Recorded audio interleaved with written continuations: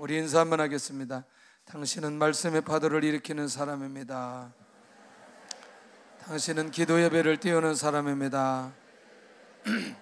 당신은 재정의 노를 젓는 사람입니다. 할렐루야. 우리가 하나님의 은혜 가운데 성지순례 일정을 잘 마치고 왔습니다. 제가 그 베들레헴에 우리가 한 7박 머무르면서 그런 소망을 가졌습니다. 우리 성가대가 성탄절에 여기 오면 세계로 방영되는데 갈 수 있냐? 그럴 때 그렇대요. 그래서 우리가 올 테니까 그러면 자리를 잡아줄 수 있겠냐? 그랬더니 그렇게 하겠대요. 그래서 우리가 날짜만 잡으면, 아니 날짜만 우리가 잡는 게 아니고 그 2부 때 가기만 하면 세계에 다 방송이 된대요. 할렐루야. 근데 이분들만 어떻게 감이 별로 없으니, 그래서 올해 금년에는 이미 이렇게 예약이 되었다고 하고, 내년도 쉽진 않을 것 같고 그 다음 년도는 괜찮지 않겠냐. 할렐루야. 아니 근데 일정 맞춰서 가면 되지 뭐. 열흘만 휴가 내면 됩니다. 뭐 휴가가 안 되면 직장 그만두고 가면 되죠. 갔다 오면 다시 직장 주실 줄로 믿고. 할렐루야. 그래도 그 주님께서 태어나시고 또 사역했던 현장이기 때문에 어떤 사람은 이런저런 얘기도 하는데 그게 뭐 성지냐 그런데, 그래도 가서 우리가 묵상하다 보면 분명히 그 땅에서 주시는 은혜가 있습니다. 또 그곳에서 듣는 말씀이 다르고 또 여기서 듣는 말씀이 다르고 굉장히 그런 것들을 이렇게 경험하는 그런 시간들이었습니다. 그런데 할 수만 있으면 이렇게 함께 꼭 동참할 수 있기를 바랍니다. 제가 어제까지, 지금도 뭐 그렇게 완전히 회복된 건 아니지만 아파가지고 울어본 적은 평생 처음인 것 같아요. 어제 그 이제 서울에 특세가 한 주 있어가지고 금토 제가 하기로 했는데 금요일 날 못 갈 것 같아서 토요일 날 갔다 왔는데 이 몸이 약간 옛날에 그 증상이 다시 나오는 것 같은 그런 느낌인 거예요.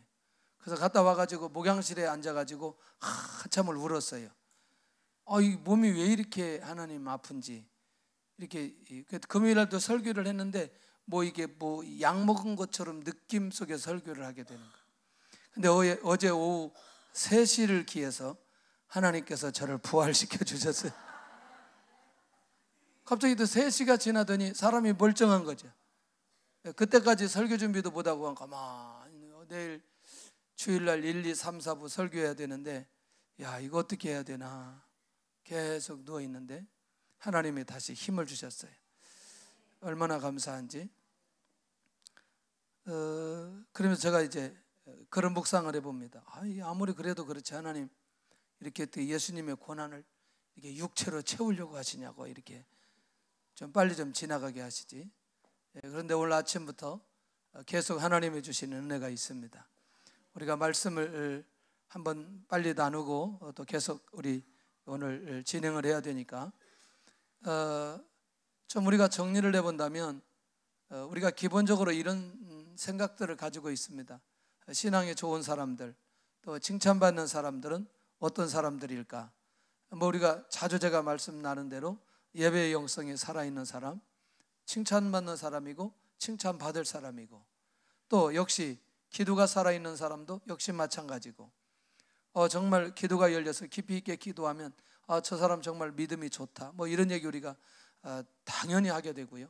그 다음에 또 우리 교회는 특별히 전도를 또 잘하잖아요. 그래서 전도에 대한 비전이나 그런 목표를 가지고 살아가는 사람도 역시 칭찬받는 사람이고 또 칭찬할 수 있는 사람이고, 뭐 결국 이게 잘못됐다, 문제가 있다 그렇게 얘기할 수 없는 거죠. 뿐만 아니라 매일 아침 묵상하고 말씀을 읽고 말씀 가운데 거하고 말씀대로 순종하는 사람들 역시 칭찬받는 사람이고, 또 그것이 우리가 삶으로 나타나는 것, 전도와 선교로 나타날 때에도 역시 칭찬받을 수 있는 사람이고, 또 좀 더 나아가서는 다른 사람을 돌아보고 구제하고 긍휼히 여기고 하나님의 사랑을 나타내는 것 또한 매우 중요하다. 이게 그러면 다냐? 이런 모습들이 우리의 신앙의 최종 목적이냐?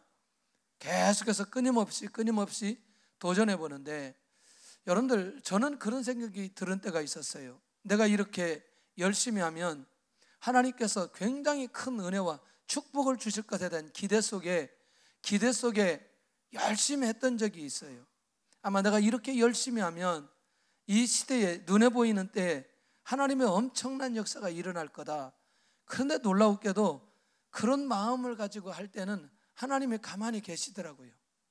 그리고 나중에 시간이 지나고 나서 봤더니 내 노력과 상관없이 주어진 은혜들이 굉장히 많이 있더라고요. 그것은 하나님의 전적인 은혜이지 내 어떤 노력에 의해서 주어지는 것들은 아니더라는 거죠.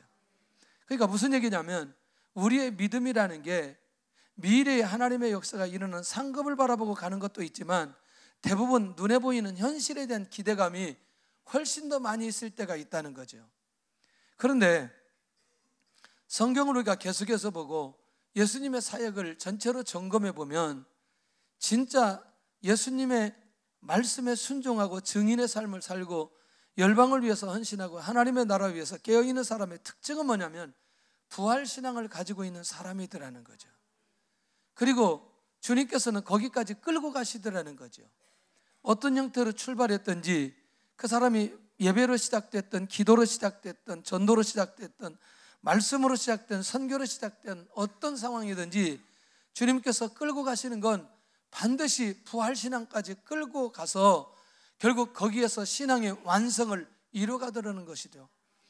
자, 이제 그것을 오늘 이제 본문을 통해서 명확하게 확인해 보는데, 어떻게 확인해 보는지 일단 마르다와 마르다의 집에서 일어나는 이 상황들을 한번 좀 살펴볼 필요가 있다는 거죠. 그 많은 집 중에 샘플로 주님께서 잡으시고 이거를 좀 그 시청각 교육할 수 있는 가정을 찾았는데, 그 가정이 다른 집이 아니고 마리아와 마르다의 집이었다는 거죠. 이 마리아는 어떤 사람이냐면 주님을 매우 사랑했던 여인 중에 한 사람이었고, 특별히 우리 이 향유 사건을 통해서 주님께서 이 마리아에 대해서 굉장히 칭찬하시고, 그리고 제자들에게 말씀해 주셨던 내용 중에 너희들이 복음 증거하는 곳에 반드시 이 여자의 행한 일도 기념해야 된다라고 할 정도로 마리아의 행위를 귀하게 여기셨고 그의 삶을 받으셨다는 거죠. 귀한 거지요. 그러니까 결국 이 마리아가 일반적인 사람은 아니라는 겁니다. 두 번째는 물론 자매이기 때문에 나중에 이제 뒤쪽에 쭉 가서 보지만 이 부활에 대한 비밀을 깊이 있게 나누면서 부활에 대해서 눈을 뜨게 만들었던 사람이 누구냐? 마르다였어요. 자, 여기까지는 뭐 크게 어렵잖아요. 나사로는 누구냐는 거죠. 나사로. 이 나사로는요, 주님께서 본문에 주님의 가장 가까운 친구로 인정하셨습니다. 여기까지는 뭐 그게 어렵잖아요. 그런데 이 나사로가요, 마태복음 26장 6절에 문둥이 시몬으로 있다가 주님에게 치유받은 사람이라는 거예요. 느낌이 안 오나요? 무슨 느낌이 와야 되냐면 이미 이 나사로는 주님을 통해서 주님의 능력을 1차로 경험한 사람이라는 거죠. 자, 이해되시죠? 이게 정리되어져야, 이 부분이 되어져야 그 다음에 이들을 통해서 나타나는 상황들을 이제 이해할 수 있습니다. 바로 이 부분입니다. 이 마리아의 집에 오라버니 나사로가 병들었습니다. 자, 그러면 아까 말씀드린 대로 이 사람은 누구에게? 주님에게 이미 경험이 있어요, 없어요? 예, 치유받은 경험이 있어요. 그리고 다른 사람이 치유받은 것도 보았어요. 그것도 들었어요. 그리고 본인뿐만 아니라 이 자매들이 주님과 함께 있기 때문에 주님이 누구인가를 잘 알고 있는 사람들이라는 거죠. 그러니까 당연한 건 이 자매들은 반드시 누가 우리 집에 오신다면, 예수님이 우리 집에 오신다면 우리 오라버니의 병이 치유될 것이라는 확신이 있는 거죠. 왜? 문둥이였다가 치유받았기 때문에 주님만 오신다면 간단하게 치유될 것이라는 확신이 그들 안에 있는 거죠. 그러니 사람을 주님에게 보내서 주님을 초청하는 건 당연한 것이다. 할렐루야.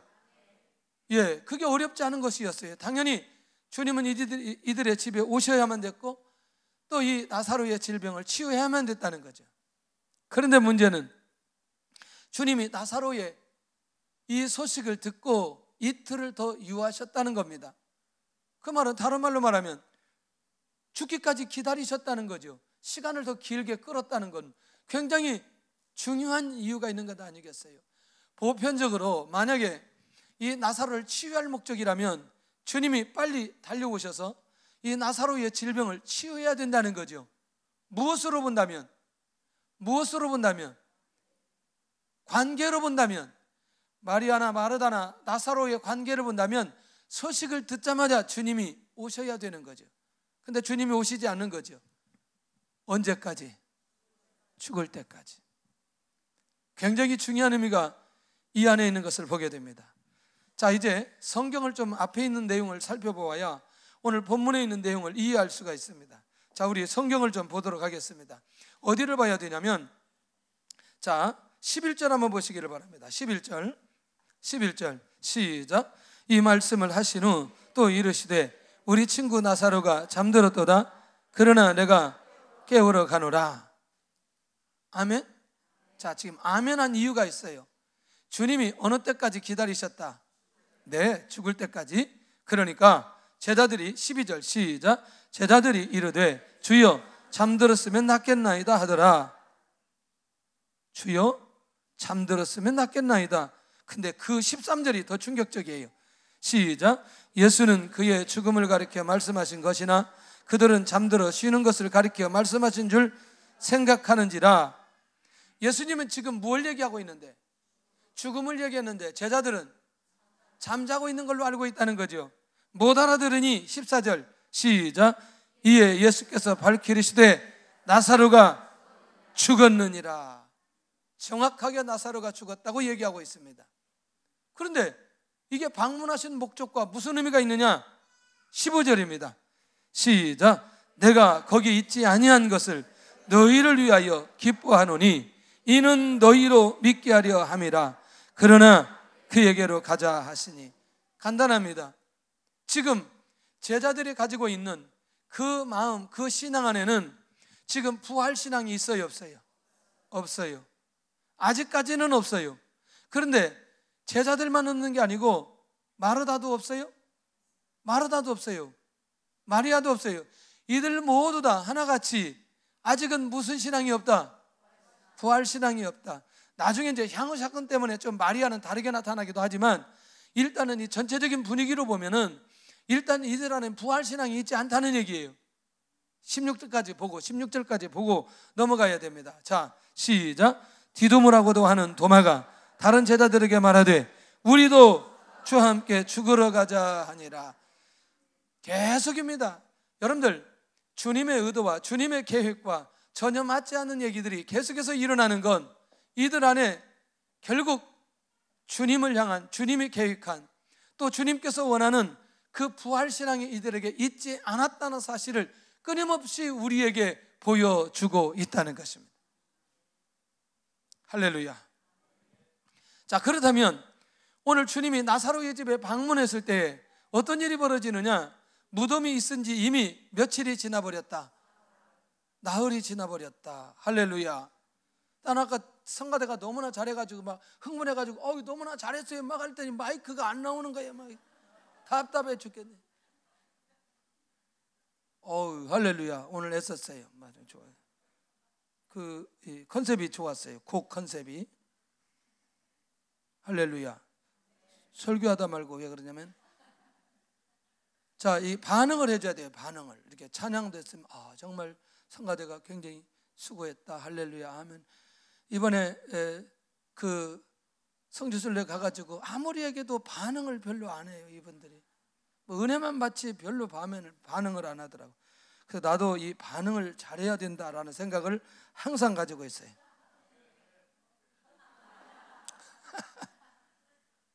자, 그러면 죽기까지 기다렸다라고 하는 이 상황은 이제 우리가 어떻게 이해해야 되냐면, 주님이 이미 이 사건을 가지고 제자들의 믿음을 키우려고 하는 것과 부활의 비밀을 열어놓으려고 하는 계획이 이 안에 있다는 사실을 이미 이제 알 수 있다는 거죠. 왜? 결국 죽어야 이 문제가 해결이 되기 때문에, 부활의 사건을 보여줘야 되기 때문에, 결국 주님의 시간표를 모르는 마르다와 마리아의 입장에서는 지금 이 상황을 감당하기가 매우 쉽지 않은 상황이라는 거죠. 그러면 이 상황은 어떨까요? 자, 오라비가 죽어버렸기 때문에 유대인들이 뭐 하러 왔어요? 위로하러 왔어요. 이건 뭐예요? 장례식이 진행 중에 있다는 겁니다. 자, 장례식이 진행 중인다라고 하는 건 무슨 얘기냐? 죽음으로 모든 상황을 끝내버렸다는 거죠. 더 이상 여기에서 어떤 일이 일어날 것이라는 기대를 전혀 할 수 없기 때문에 장례식을 치르는 거 아니겠어요? 맞아요? 만약에 살아난다는 기대감이 있다면 언젠가는 주님이 오셔서 우리 오라버니 나사로를 살릴 것이라는 믿음이 있다면 이들의 위로를 받을 필요가 있어요, 없어요? 없어요. 장례식을 진행해요, 진행하지 않아요? 진행하지 않지요. 그런데 이미 장례식이 진행되고 사람이 왔다는 건 죽음으로 이 상황은 끝나버렸다고 생각하고 있다는 겁니다. 자, 그렇게 주님의 은혜를 경험하고 주님의 능력을 경험했던 이 사람들도 결국에는 무엇 앞에? 죽음 앞에서는 이것을 다시 설명할 길이 없다는 얘기죠. 부활의 역사가 일어날 것이라는 확신이 그들 안에 있지 않기 때문에 결국 사람들을 받을 수밖에 없고 사람들에 의해서 위로받을 수밖에 없는 상황까지 가게 되어졌다는 것이죠. 멋있죠? 뭐가 멋있느냐? 이 마르다의 고백이 멋있어요. 주님께서 여기 계셨다라면 내 오라버니가 죽지 않았을 것입니다. 내가 1부 때부터 계속 물어봤어요.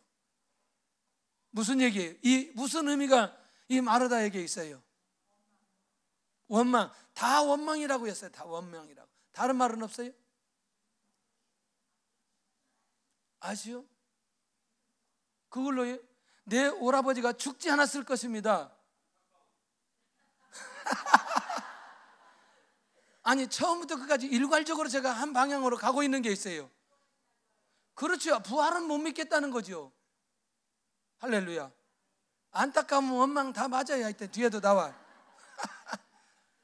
말을 안 한 것보다 대답하는 건 훨씬 더 귀한 거예요. 왜냐하면 정답이 오면 확실하게 들어가기 때문에.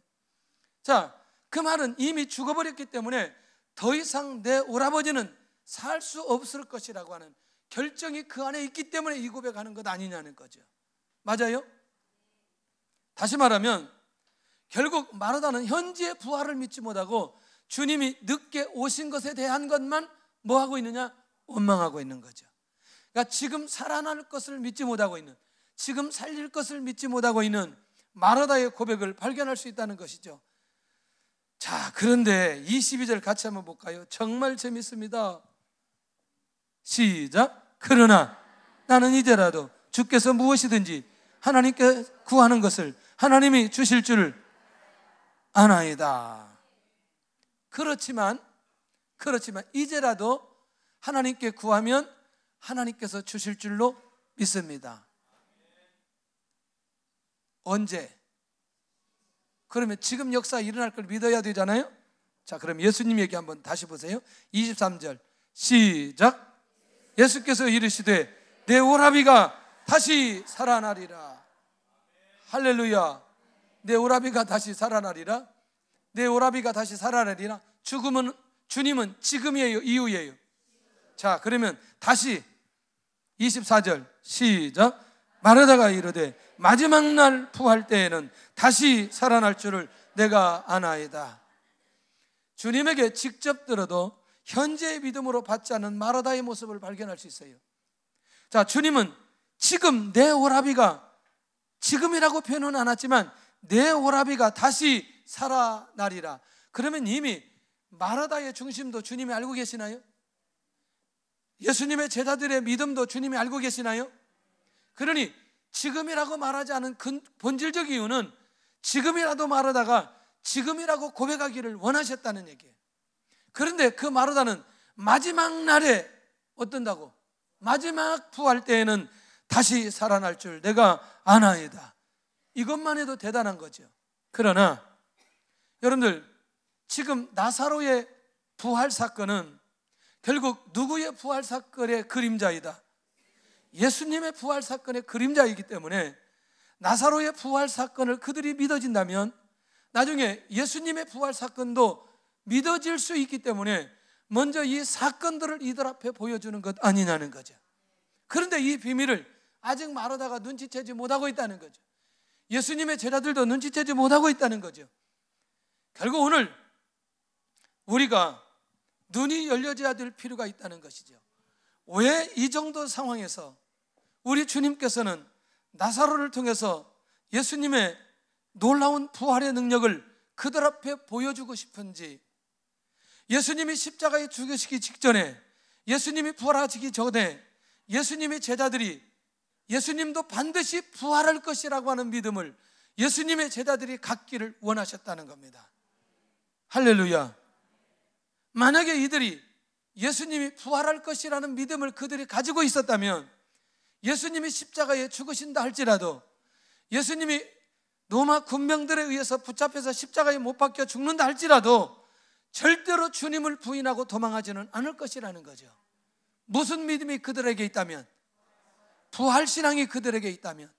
그러니까 이미 나사로의 사건을 통해서 이 놀라운 부활 사건이 일어남에도 불구하고 이들 안에는 예수님에 대한 확실한 부활 사건에 대한 믿음이 그들 안에 정리되어져 있지 않았다는 것입니다. 그러나 주님께서는 절대로 포기하지 않지요. 뭐냐? 끝까지 우리 주님은 예수님의 제자들을 찾아가셔서 부활하신 흔적들을 그들에게 보여주셨다는 것입니다. 그래서 그런 면에서 이 나사로의 집에서는 주님 제자들의 믿음을 위해서 주님께서 이 나사로의 부활 사건을 그들에게 명확하게 제시해 주셨고, 이 사건을 통해서 주님께서 무엇을 말씀하시느냐? 이 마르다와의 대화 속에 부활의 메시지를 정확하게 전달하고 있다는 겁니다. 자, 25절 26절을 같이 하는데 그냥 하지 말고 두 번을 반복하겠습니다. 시작. 예수께서 이르시되 나는 부활이요 생명이니 나를 믿는 자는 죽어도 살겠고 무릇 살아서 나를 믿는 자는 영원히 죽지 아니하리니 이것을 내가 믿느냐? 예수께서 이르시되 나는 부활이요 생명이니 나를 믿는 자는 죽어도 살겠고 무릇 살아서 나를 믿는 자는 영원히 죽지 아니하리니 이것을 내가 믿느냐? 할렐루야. 예수님이 부활이요 생명이라고 하는 이 기가 막힌 말씀을 이 집에서 선포하기 위해서 나사로의 집에 방문하셨던 것을 보게 된다는 거예요. 할렐루야. 오늘도 우리 안에 부활이요 생명이신 예수 그리스도를 믿으시기를 바랍니다. 그러니 살아서 예수 그리스도를 믿는 자는 영원히 죽지 아니한다. 그걸로 확실하게 정리해 주고 계신다는 겁니다. 그런데 우리 주님은 오늘 그들의 믿음 그리고 이 말씀 이것으로 끝나는 것이 아니라 결국 이들 안에 실체를 보여주신다는 겁니다. 실체, 부활의 실체를 직접 주님께서 보여주셨다는 게 우리가 오늘 부활을 믿지 않을 수 없는 사실이라는 거죠. 자, 43절 44절을 보겠습니다. 시작. 이 말씀을 하시고 큰 소리로 나사로야 부르시니, 다시 43절 시작. 이 말씀을 하시고 큰 소리로 나사로야 나오라 부르시니 죽은 자가 수족을 배로 동인채로 나오는데 그 얼굴은 수건에 쌓였더라. 예수께서 이르시되 풀어놓아 다니게 하라 하시니라. 아멘. 부활의 실체를 직접 보여주시면서, 할렐루야, 오늘 예수 그리스도께서 부활이요 생명이심을 명확하게 밝혀주시는 현장으로 인도해 주셨다는 겁니다. 혹시 궁금하지 않아요? 매장했는데 어떻게 수건을 동인 채로 땅을 파고 나왔을까? 그래서 이번에 성지순례 간 분들은 확실하게 경험했어요. 무덤이 어떻게 생겼는지. 그래서 내가 이번에 무덤을 꼭 가야 된다 그랬어요. 나보고 무덤을 왜 가려고 그러냐고 그래요. 무덤 꼭 가야 된다. 무덤을 꼭 봐야 된다. 그래서 무덤 봤어요. 우리 성지순례 가면 이렇게 무덤도 볼 수 있습니다. 할렐루야. 나오는데 전혀 어렵지 않아요. 가서 보면 알아요. 여러 개 있어서 아주 굴처럼 돼 있어가지고 나오는데 어렵지 않아요. 그러니까 결국 저는 매장되었다 할지라도 어떻게든 주님의 능력이면 나올 수 있는 거지. 그게 무슨 뭐. 그러니까 어쨌거나 중요한 건 나왔다는 게 중요한 거죠. 나사로가 살아났다는 게 중요하다는 거죠. 그러니까 부활의 실체를 명확하게 보여주시면서 앞으로 예수님이 죽으시면 반드시 부활할 것과 그리고 그 사실을 믿는 자는 영원히 죽지 않는다는 이 완벽한 신앙을 오늘 제자들에게 보여주기 위한 주님, 가르쳐주기 위한 주님, 믿게 하기 위한 주님, 그 비밀을 오늘 여기에서 발견할 수 있는 것을 보게 됩니다. 자, 그렇다면 주님의 부활을 예배하신 나사로의 부활 사건을 통해서 우리가 어떻게 정리해 봐야 되느냐? 성숙한 부활 신앙의 결과는 부활하기 때문에. 진짜 믿어져요? 이 믿어지는 사람은 죽음에 대한 두려움에서 자유할 수 있습니다. 할렐루야. 그리고요, 장례식이 우리에게 주어지면 감사할 수 있습니다. 이 확신이 있는 분들은. 결국 네 번째는 이 사람은 천국을 소망하면서 살아가게 되어집니다. 왜? 부활의 소망을 가지고 있고 부활 신앙을 가지고 있기 때문에. 그 다음에 이 사람은 반드시 재림에 대한 확실한 소망을 가지게 됩니다. 저는 장례식 갈 때마다 항상 한 본문을 집중적으로 보고 있습니다. 데살로니가서 4장 13절부터 18절까지인데 반드시 예수님이 이 땅에 오실 때에 먼저 자는 자들을 깨워서 함께 오신다라는 분명한 약속을 하고 있습니다. 그것은 뭐냐면 부활에 관한 약속이에요. 주님 다시 오실 때에, 주님 이 땅에 오실 때에 먼저 자는 자들을 깨워서 이 땅에 오신다.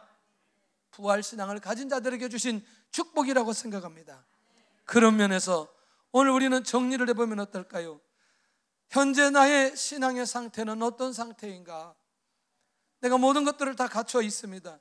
예배자의 삶을 살아가고 있고, 기도하고 전도하고 선교하고, 어쩐지 말씀 묵상하고, 또 때에 따라서는 어려운 자들 구제하기도 하는데 정말 내 안에 부활 신앙으로 완벽해 준비되어 가고 있는지. 자, 그렇다면 부활의 성숙한 신앙을 소유하였다면 이것은 정말 신앙의 경지에 올랐다고 말할 수 있다는 것입니다. 할렐루야. 오늘도 이 신앙을 우리 안에서 점검해 보았으면 좋겠고, 혹시라도 아니면 내가 잘 믿어지지 않고 아직도 과정 속에 있는 것이라면 빨리 성숙한 부활 신앙까지 도달할 수 있기를 바랍니다. 그 안에 삶의 문제들이 풀려지고 미래의 문제들이 풀려지고 또 오늘 과정 속에 있는 문제들이 그 안에서 풀어질 줄로 믿습니다. 그러면서 오늘 이 부활 신앙을 가짐으로 하나님의 놀라운 축복을 끊임없이 누리는 우리 성도들이 될 수 있기를 예수님의 이름으로 축원합니다.